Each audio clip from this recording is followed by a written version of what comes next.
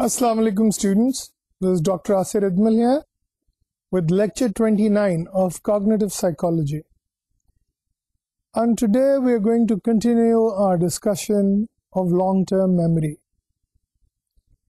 As a matter of recap, I will show you a slide that you saw last time, and this is a slide that has been shown to you on several occasions in the past. The attempt is to put together, to help you synthesize the information that is being provided to you, and this slide will serve as a sort of recap. So, if you look at this slide, on the left-hand side, you see a box that says environmental input.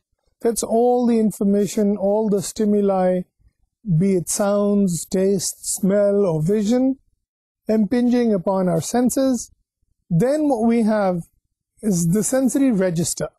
The sensory register, which is called icon in the case of visual sense, and echo, which is the auditory sensory storage, and so on.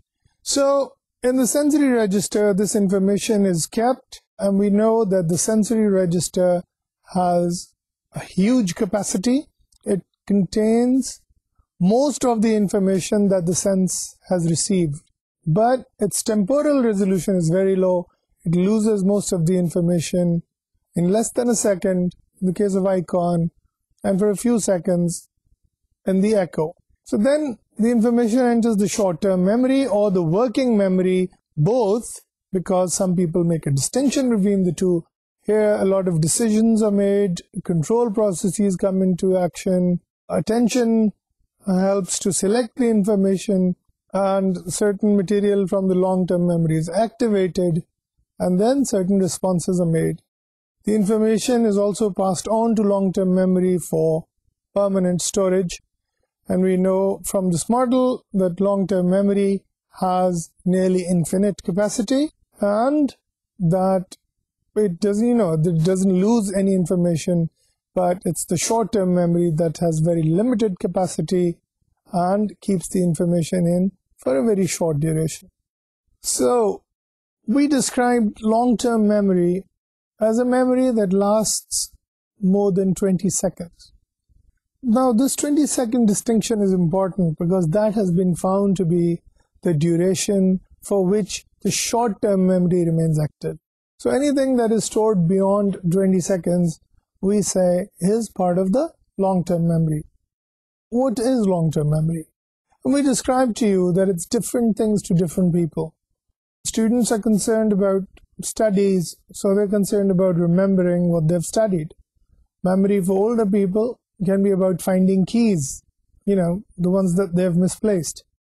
Memory for young children is about remembering how to tie their shoelaces or how to button their shirts. And memory for scholars is about remembering what the book was all about. So which book was all about? The book that they've just read and want to be able to quote from it, but forget. So what is the purpose of my saying this? The purpose is कि जनाब जो कुछ भी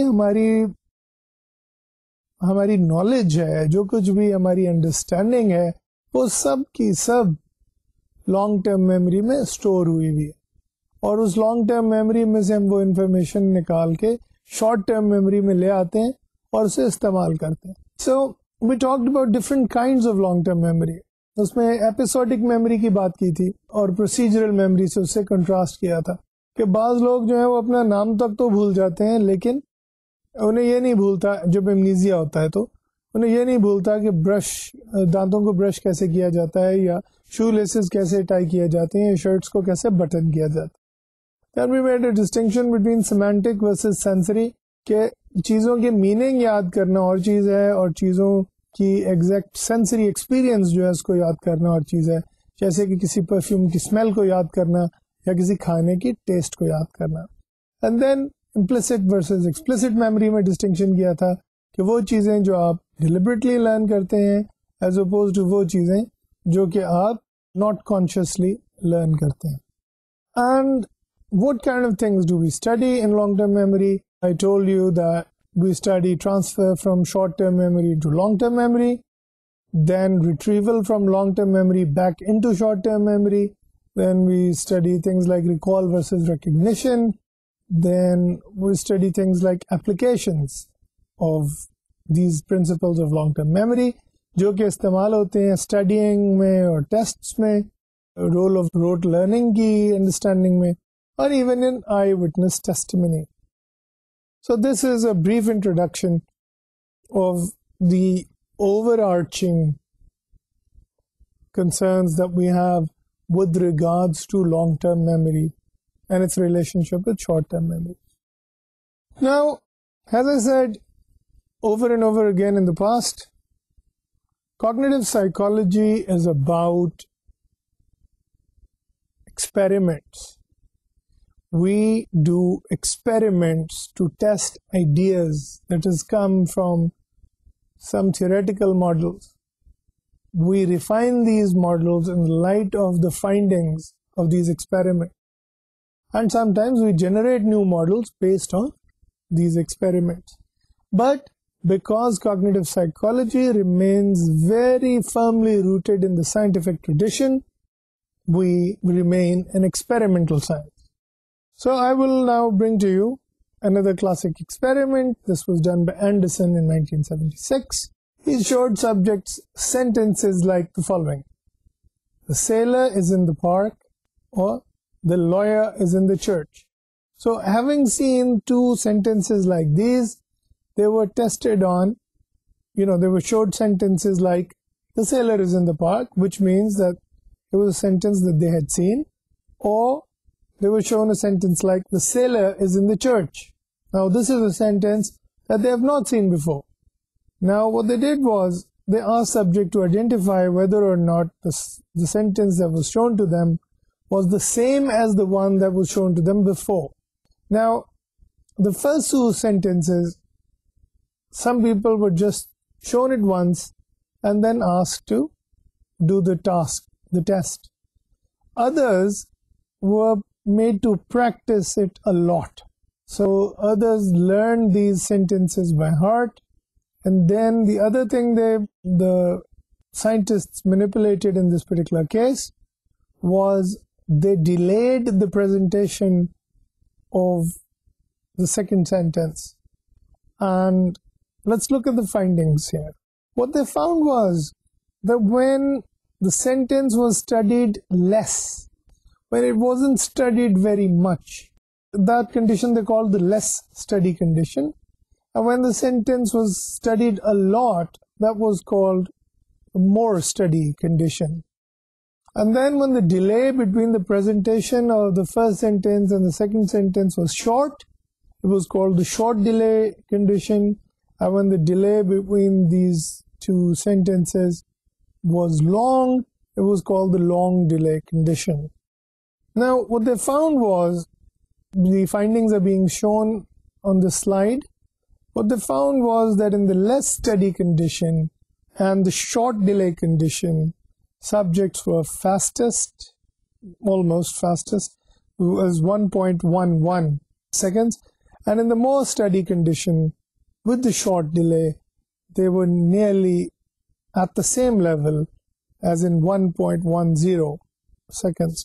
So you see, there was no difference between the less steady and more steady condition in a very short delay. But in the long delay condition, there was a marked difference between less steady condition and more steady condition. This is very significant. What we're finding is that if there is a short delay, then we can presume that the information is still in short-term memory, in working memory. And therefore, having studied the sentences did not make any difference. But when the delay was long, we can assume that the information has now moved on into the long-term memory. And in the long-term memory, which is the long delay condition, having studied the sentence more had an effect. You had the reaction time was 1.38 seconds as opposed to 1.53 seconds in the less steady condition. Now this can be a bit confusing, but just stay with me here and see that in the less steady condition there was no difference from the more steady condition in the short delay. Yeah? अगर दोनों sentences को एक के बाद दूसरा sentence फौरन पेश कर दिया गया तो इसको हम कहेंगे कि अभी ये जो है इंफॉर्मेशन सिर्फ शॉर्ट टर्म मेमोरी में है. तो इसलिए अगर आपने एक सेंटेंस को ज्यादा स्टडी किया था पहले सेंटेंस को और दूसरे को नहीं किया था, that doesn't make any difference in this condition.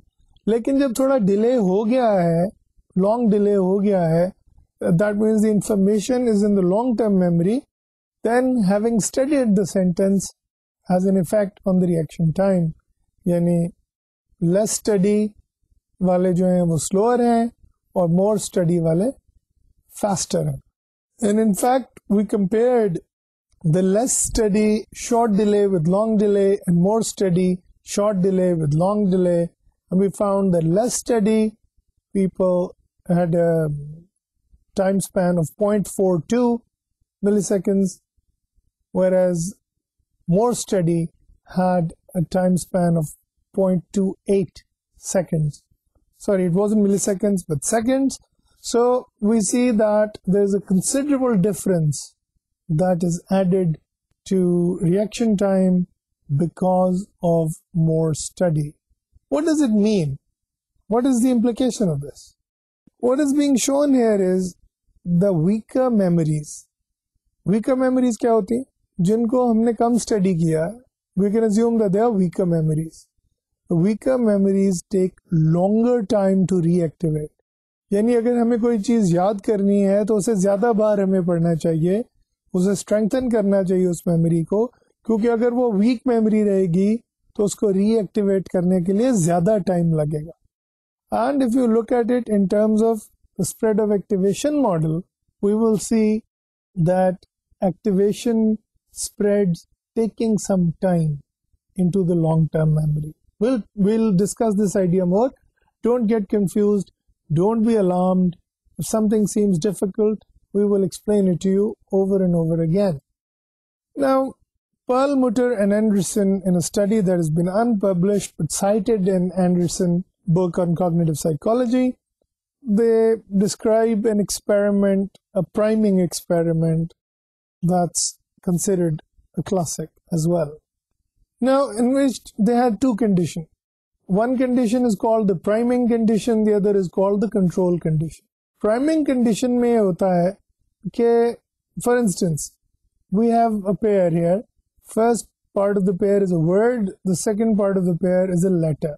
You can see it in the slide. Here we have the pair dog and then C. And the subject is supposed to say, make up a word from the letter. So if they see dog, they see the letter C, and they might make a word cat. Similarly, after that they see another word, it's like bone/M, so they can make bone meat. The control condition, we had a word like gambler followed by C, which can be card or something like that, and it is followed by then the target pair, which is bone/M. Now let me explain to you what's the real difference between these two conditions. In the priming condition, we are saying that the first pair, dog cat, is actually linked to the second pair, which is bone meat. So, and we are also assuming that when we say the word dog and then we say the word cat and then we say the word bone, we are actually preparing subjects for the word meat, which starts with the letter M. That's called priming. We are giving you a context in which you should be able to say the word meat.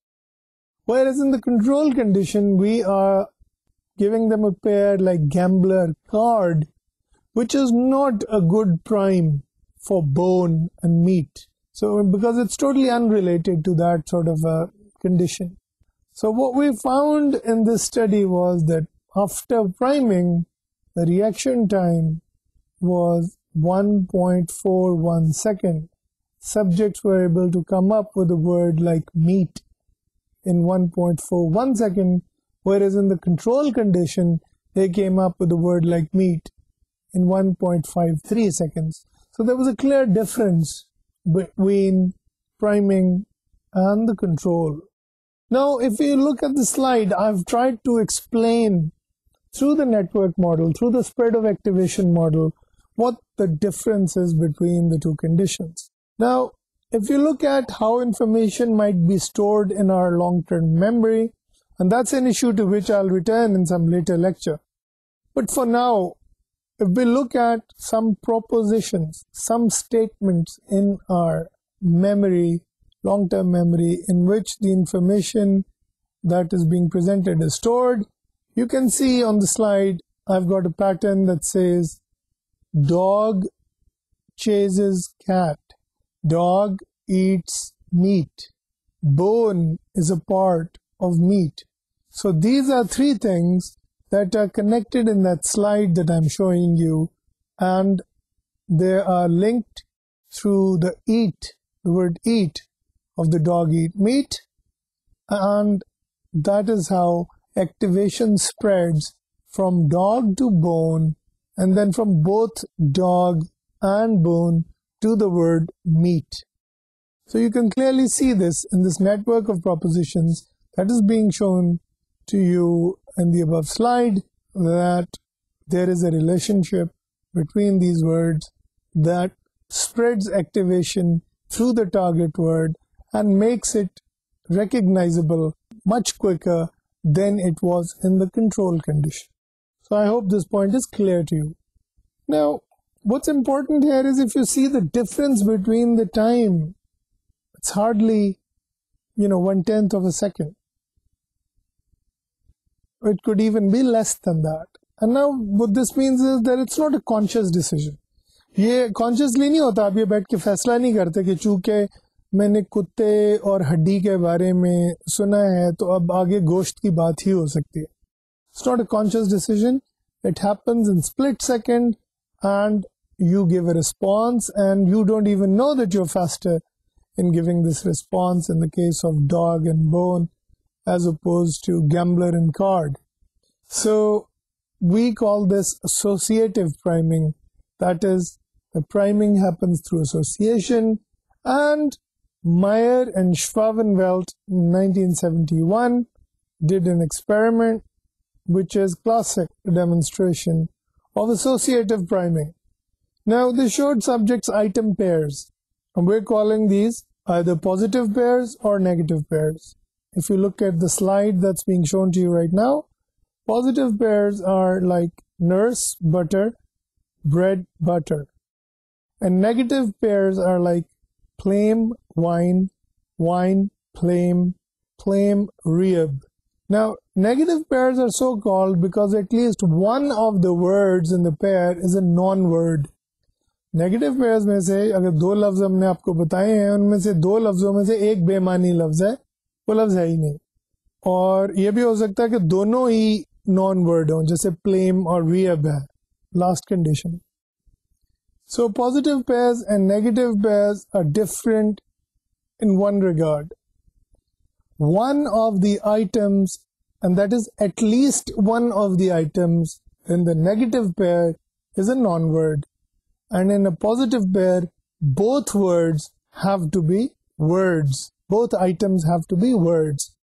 So जैसे nurse और butter एक positive pair है और ये दोनों words हैं.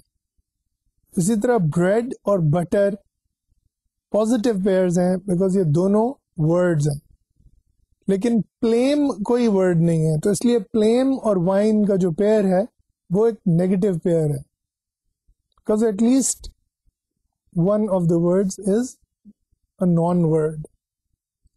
इसी तरह वाइन और प्लेम का जो पेयर बनाते हैं वो भी नेगेटिव पेयर है. फिर प्लेम और रियब जो है इनका हम पेयर बनाते हैं तो वो भी एक नेगेटिव पेयर है.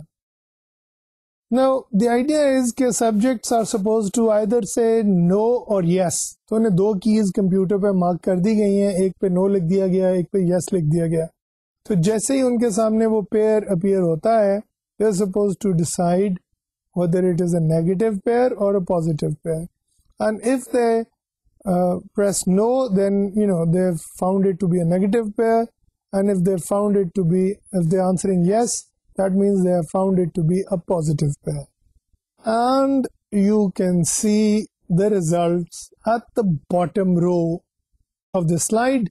It shows you that subjects are fast. The top word is a non-word. जैसे ही वो ऊपर का वर्ड देखते हैं और उन्हें पता चलता है कि ये नॉन वर्ड है और उन्हें कंडीशन सिर्फ ये है कि दोनों में से कम एक जो है वो नेगेटिव होना चाहिए, नॉन वर्ड होना चाहिए, तब वो नो कह देंगे. तो वो दूसरे लफ्ज को देखने की तकलीफ ही नहीं करते और फटाफट नो जवाब दे देते हैं, जो कि दुरुस्त जवाब होता है. ठीक है ना. तो वो सही जवाब दे सकते हैं on the basis of one word only, और वो ऊपर का वर्ड है. तो यू कैन सी के नॉन वर्ड वन जब फर्स्ट होता है प्लेम वाइन कंडीशन, तो उसमें वो 904 मिली सेकेंड्स पे परफॉर्म कर रहे हैं. और जब बोथ नॉन वर्ड्स हैं प्लेम और रियब, तो they are even faster than that and they are performing at 884 milliseconds. जब सेकेंड वर्ड नॉन वर्ड होता है तो पहला वर्ड जो है वाइन, वो एक एक्सपेक्टेशन क्रिएट कर देता है कि second word might also be a meaningful word. तो उसको वायलेट होने की वजह से जब प्लेम आ जाता है वाइन के बाद, जो कि कोई वर्ड नहीं है, तो आप देखते हैं कि सबसे ज्यादा ड्यूरेशन इसकी है 1087 मिली सेकेंड्स, यानी एक सेकेंड से भी थोड़ा सा ज्यादा.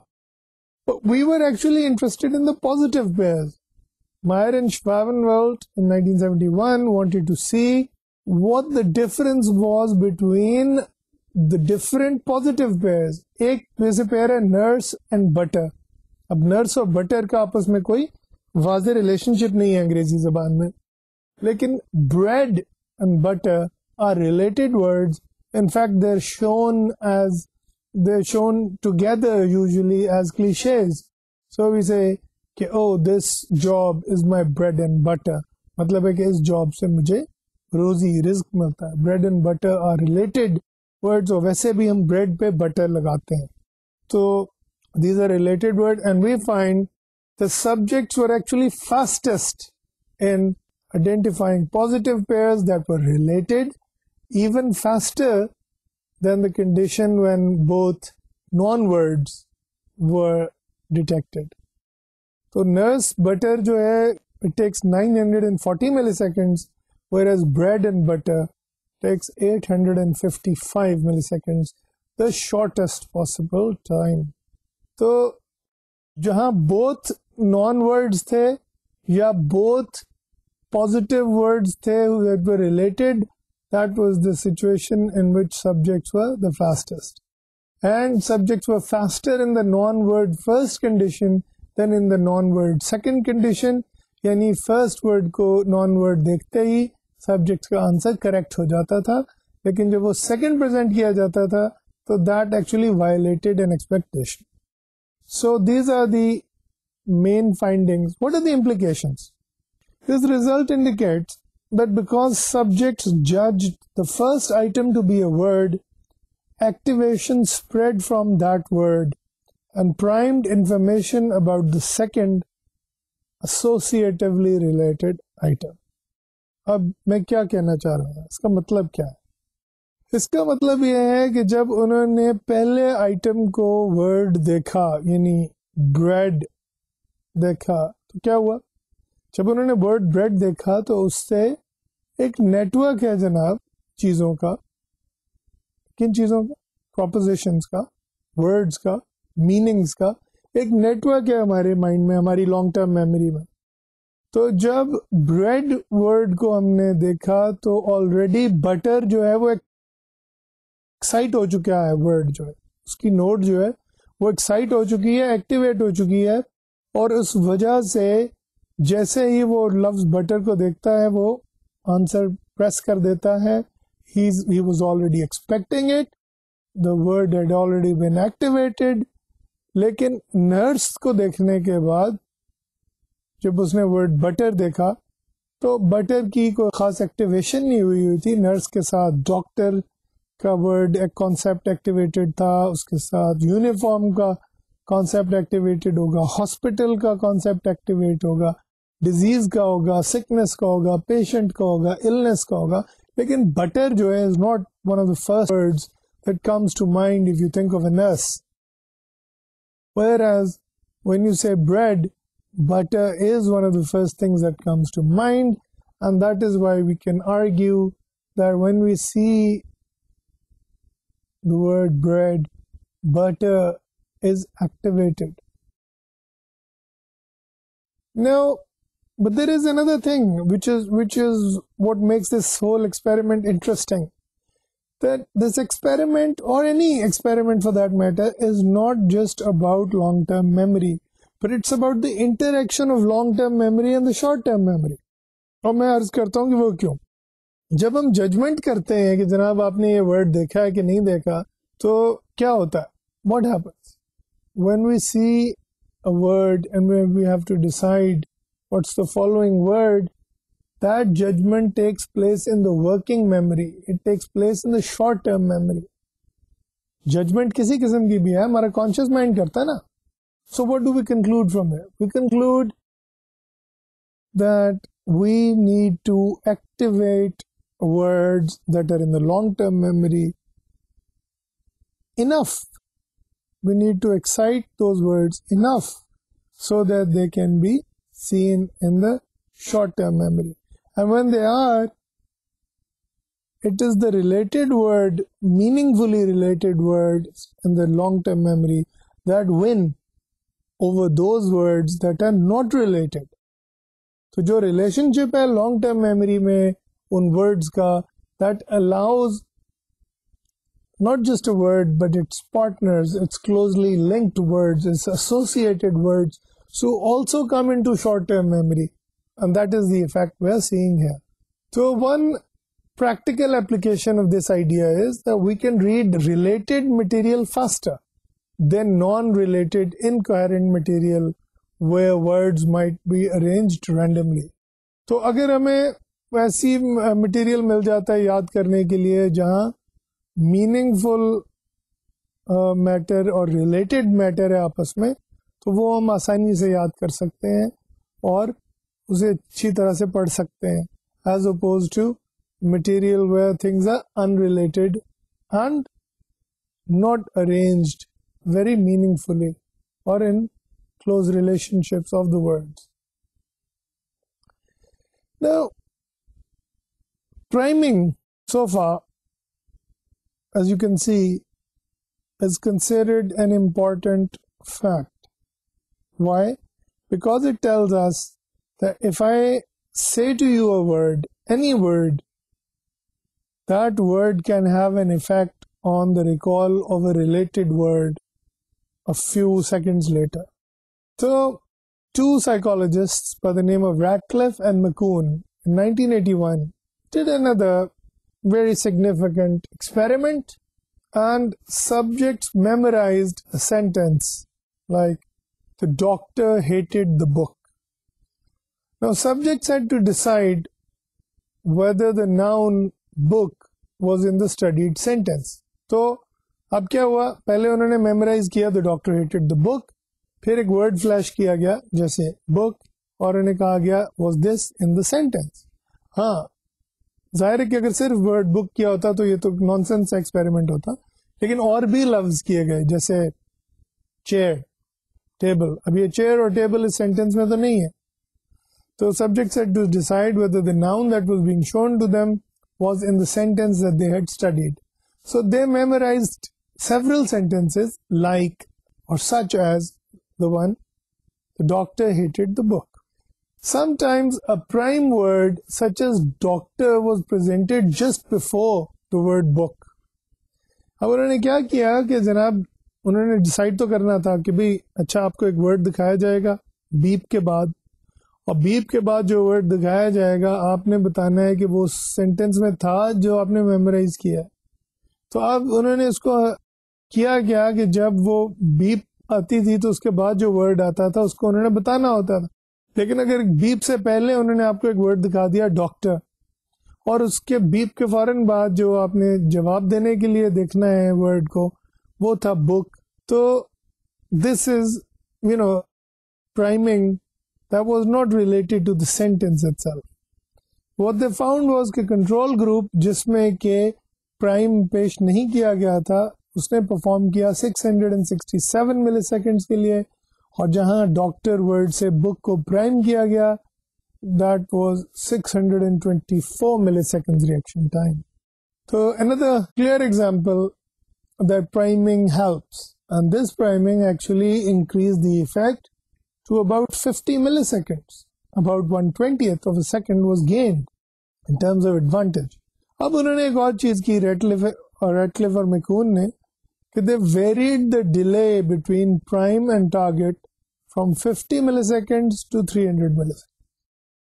तो प्राइम पेश किया गया है, फिर टारगेट पेश किया गया है, और प्राइम पेश करने के बाद जो टारगेट पेश करने का जो वक्फा है उससे पहले उसको उन्होंने वेरी किया between 50 milliseconds to 300 milliseconds. Now if you look at the slide right in front of you, you can see that something very strange happening. जब तो प्राइम और टारगेट के दरमियान 50 milliseconds का फासला है तो रिएक्शन टाइम जो है वो 660 के आसपास, लेकिन जैसे ही डिले 100 milliseconds तक बढ़ाया गया है रिएक्शन टाइम कम हो गया है and it has become less than 640. By the time we get to 200 milliseconds, the subject is performing at 600 milliseconds, and then the growth in subject's response, the decrease in reaction time is not as great by the time you get to 300, but it is still happening. The decrease in reaction time is still happening. Now, what does this function tell us? If you carefully look at it, what's happening is that the reaction time is actually getting better. It's getting less. Subjects are getting faster as we are increasing the delay between the prime and the target. What does it mean? Think about it. It's a difficult thing, I know, but think about what might be happening in that time to make it easier and faster for the subjects to make the link between the prime and the target. Now, one thing is very clear, that there is a strong effect of priming in the long-term memory, which means that if something is practiced well, it's going to be remembered well. But what this experiment specifically shows us is that activation spreads quickly up to 200 milliseconds. कि 200 milliseconds जो हैं, जैसे 50 से हम 200 milliseconds की तरफ जाते हैं, तो activation spreads quickly, after which it slows down. So 200 से 300 milliseconds तक जाने तक activation slowly increase कर रही होती है, इतनी तेजी से increase नहीं करती, लेकिन 50 से 200 मिलीसेकंड तक बहुत तेजी से इंक्रीज करती है और लोगों का रिएक्शन टाइम बहुत ज्यादा इंप्रूव हो जाता है, कम हो जाता है, फास्ट हो जाता है. तो टाइम जब कम होगा तो लोग फास्ट होंगे ना. So that is what I mean by improving when the reaction time is actually getting less. For recognition, information must first be activated and then inspected. Activation must spread to information in long-term memory to be brought into short-term memory, and this takes about 200 milliseconds. अब इसको हम ये कह रहे हैं कि जनाब basically I want you to look at this slide once again, and what I want to show you is the fact that as we are moving to decrease the delay between the prime and the target, the subjects are actually improving. अब इसको contrast करें आप short term memory से. Short term memory में अगर आप delay बढ़ाते हैं, सब्जेक्ट्स परफॉर्मेंस इज पोअरर. ठीक है, शॉर्ट टर्म मेमोरी के अंदर वो जो 20 सेकंड तक लास्ट करती है, अगर आप डिले को बढ़ाते हैं तो परफॉर्मेंस पुअर होती चली जाती है. लॉन्ग टर्म मेमोरी में अलबत्ता अगर आप डिले को बढ़ाते हैं तो क्या होता है, परफॉर्मेंस बेहतर होती चली जाती है. Now that is something that you consistently find, and that is how you distinguish between long-term memory. That's one way of distinguishing between long-term memory and short-term memory. कि short-term memory में जब कोई चीज़ दो इवेंट्स के दरमियान delay आता है तो परफॉर्मेंस पुअर हो जाती है, वर्स हो जाती है. लेकिन लॉन्ग टर्म मेमोरी में जब प्राइम और टारगेट के दरमियान डिले बढ़ता है तो up to 200 milliseconds at least, performance gets much better, and even down to 300 and more, the performance keeps improving, albeit slowly. So I will reiterate, there is a strong effect of priming in the long-term memory, which is based on strength of coding. We'll come back to coding later. Activation spreads quickly up to 200 milliseconds, after which it slows down, and then for recognition, information must first be activated and then inspected. Activation must spread to information in long-term memory to be brought into short-term memory. Long-term memory के अंदर जो information है उस तक activation spread होनी चाहिए, और जब उस पर activation spread हो गई है तो वो इतनी ज़्यादा होनी चाहिए कि वो short-term memory में या working memory में आ सके. ठीक है? And that is what we've shown you just now, that it took them 200 milliseconds to come into that sort of a scenario. Now, we can see that so far, short-term memory and long-term memory are interacting. They're interacting in totally different ways. They're both performing in different ways. एक चीज आपको मैंने बताई थी कि short term memory जो है वो उसमें बहुत कम कैपेसिटी है. आपको याद है कितनी चीजें वो रख सकती है एक वक्त में अपने अंदर? Do you remember the number, the magic number that defines the capacity of the short term memory? Yes, magic number 7. एक वक्त में शॉर्ट टर्म मेमोरी अपने अंदर 7 चीजें रख सकती है. What about long-term memory? Long-term memory अपने अंदर कितनी चीजें रख सकती है? Now, long-term memory can keep information, almost unlimited amount of information in it. तो short-term memory के साथ अगर आप long-term memory का comparison करें तो आपको नजर आएगा कि short-term memory की बहुत कम capacity है, 7 ± 2, और लॉन्ग टर्म मेमोरी की इतनी ज़्यादा कैपेसिटी है that some can say that it has an unlimited capacity for keeping information. दूसरी जो प्रॉब्लम है वो ये है कि शॉर्ट टर्म मेमोरी की बाय डेफिनेशन या वर्किंग मेमोरी की ड्यूरेशन जो है वो बहुत कम है.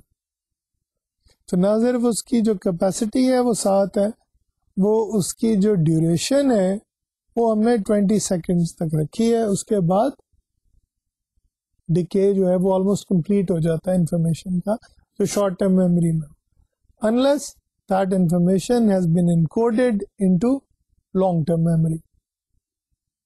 ठीक है, तो ये मोटे मोटे फर्क हैं, बड़े बड़े अहम फर्क हैं between short term memory and long term memory. और फिर हमने बात की है इसके बाद प्राइमिंग की. तो प्राइमिंग जो है वो तो what it tells us is के जो शॉर्ट टर्म मेमोरी में इंफॉर्मेशन है वो लॉन्ग टर्म मेमोरी में इंफॉर्मेशन को, रिलेटेड इंफॉर्मेशन को स्ट्रेंथन कर देती है, उसकी एक्साइटमेंट लेवल को ज़्यादा कर देती है, उसको एक्टिवेट कर देती है, और उस एक्टिवेशन की वजह से वो जो लॉन्ग टर्म मेमोरी में वर्ड है वो भी रिकग्निशन में आ जाता है, या अगर उसे प्रेजेंट किया जाए तो उसकी रिकग्निशन जल्दी हो जाती है और आसान हो जाती है. And that has implications for reading. What do I mean by that? When we're reading a book, what happens is that we are reading some words and these are followed by some other words. तो होता क्या है कि जब वो words आपस में related होंगे तो क्या होगा, जो पहले वर्ड्स हैं वो आने वाले वर्ड्स को प्राइम कर देंगे. They will make the expectations of the oncoming words greater. ठीक है. मसलन अगर मैं ये कहूँ जुमला के मिसाल के तौर पे ब्रेड एंड बटर की जहाँ तक बात, तो उसमें ये कह सकते हैं कि there was on the table jam, bread and butter. Now what happens is that when I say there was on the breakfast table jam, bread, and the subject is already expecting the word butter, and therefore when he sees it, he reads butter quicker than if it had been an unrelated word. Masalan, he would say something like, when the person saw right in front of him on the breakfast table jam, bread and blood. अब क्या हुआ? You're shocked, right?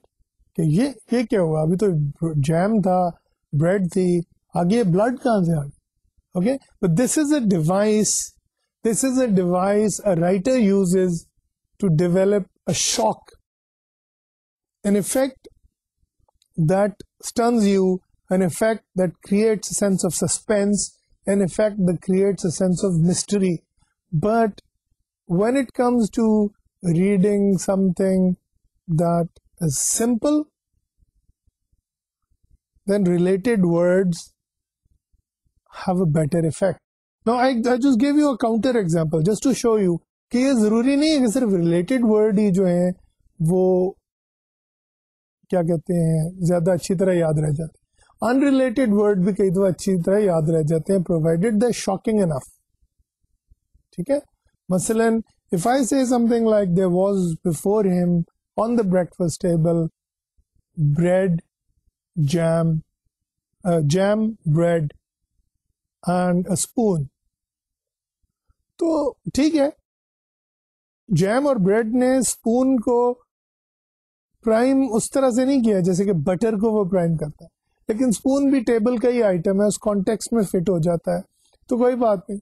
लेकिन उसकी जगह अगर word blood use हुआ होता, there was before him on the breakfast table jam, bread and blood, तो क्या होता कि वो ब्लड ने चूंकि शॉक किया है, वर्ड ने शॉक किया है, इसलिए उसकी मेमोरी का इफेक्ट ज्यादा होता. ठीक है. Even though it wasn't activated prior to its presentation, activate तो बटर हुआ था ना ब्रेड की वजह से, लेकिन अगर हमने ब्लड पेश कर दिया है तो उसने चूंकि बटर की एक्सपेक्टेशन को वायलेट किया है, इस वायलेशन की वजह से उसने सब्जेक्ट का इंटरेस्ट कैप्चर किया है, अराउजल हुआ है उसे, and he is gotten interested in the material. ठीक है. सो ये तो एक डिफरेंट सिचुएशन है जिसमें प्राइमिंग के इफेक्ट से कहीं ज्यादा इफेक्ट होता है उस चीज का जो बिल्कुल अनएक्सपेक्टेड आ रही हो. लेकिन अगर उसे हम स्पून की कंडीशन से कंपेयर करें तो ये एक बड़ी मीनिंगलेस सी चीज है. ठीक है जी, स्पून पड़ा था, so what's the big deal, who cares if there was a spoon on the table. ठीक है ना. तो जैम है, ब्रेड है, चलो बटर नहीं, उसकी जगह स्पून लिख दिया उसने. सो we will know that it will be easier to read bread and butter than it will be to read bread and spoon. So that's one example of how priming is applicable in our reading strategy. ठीक है. There are other examples. Other examples are when you're doing an exam. आप exams कर रहे होते हैं और exams में आप देखते हैं कि जनाब एक ही चैप्टर में से कुछ मल्टीपल चॉइस क्वेश्चंस आ, तो अब doing 2 or 3 multiple question exam items, तो जब हम 2 or 3 करते हैं ऐसे आइटम्स अटैम्प्ट, तो जो बाकी मल्टीपल चॉइस आइटम्स हैं, मल्टीपल चॉइस क्वेश्चंस हैं, उनके आंसर्स भी ज्यादा लाइकली हैं हमें याद होना. And I'm sure you have had this experience in the past. If you've ever taken a multiple choice question test, that from the same chapter, from the same material, if 2 or 3 multiple choice questions have been asked, the 4th or 5th multiple choice question is actually made easier for us. We remember it faster, we remember it quicker, and that allows us to perform better. That is why in a lot of cases you find that many examiners actually get wiser to it, and those of us who don't like students getting too many marks, sometimes they arrange their question papers so that there are not many related multiple choice questions. But in any case, even if there are essay type questions, अगर ऐसे type questions भी हैं, short notes हैं, आपने कई दफा देखा होगा कई एग्जाम्स में जो शॉर्ट नोट अगर उससे सिमिलर है उस क्वेश्चन से जिस पे हमने एक ऐसे टाइप आंसर करना है, लॉन्ग ऐसे, तो क्या होता है, वो बहुत सारी इंफॉर्मेशन जो है एक दूसरे को सपोर्ट करती है, वो एक्टिवेट हो जाती है, and that activation then spreads across the network. और चूंकि वो उस नेटवर्क में पूरे में एक्साइटमेंट और एक्टिवेशन स्प्रेड हो जाती है, doing one question that's from the same chapter allows us to perform well in the second question. ठीक है? So this is one of the implications of the priming task, and there are many others. So priming facilitates, priming helps, and it is a very strong effect. ठीक है? It's a very strong effect, and we will study similarities to the priming concept in the future lectures. For now, it suffices to say that we have in our memories an advantage, which is that if a related item comes into the short-term memory from the long-term memory, then all its network is activated and it is helped.